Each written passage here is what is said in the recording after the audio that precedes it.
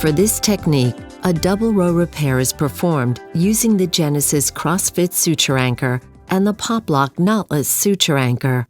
Then, the augmentation is performed with the allopatch HD. Allopatch requires no rehydration and is ready to use off the shelf in minutes. First, prepare the footprint and subacromial space using a ConMed dual-purpose shaver blade and the Edge bipolar arthroscopic RF device.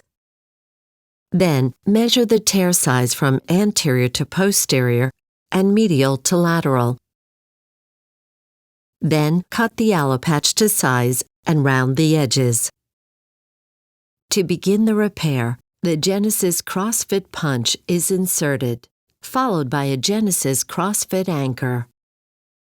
Peer-reviewed literature has shown that the Genesys crossft anchor has market-leading pull-out strength of 688 newtons.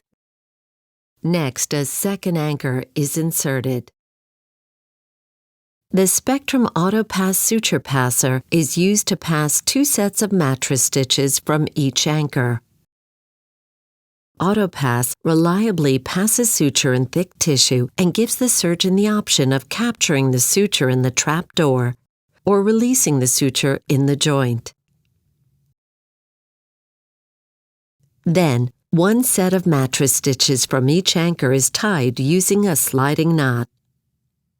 Next, a poplok punch is used to create a pilot hole for the first lateral suture. 1 suture tail from each knot is loaded into a 4.5 poplok anchor, and the anchor is fully seated in the pilot hole. After tensioning the suture, the anchor is deployed. This process is repeated for the second poplok anchor. The suture tails are left uncut.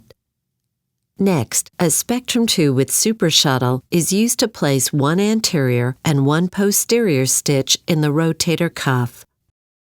Then, all sutures are pulled out of the lateral portal and passed through the allopatch HD. Stick knots are used for the anterior, medial, and posterior sutures.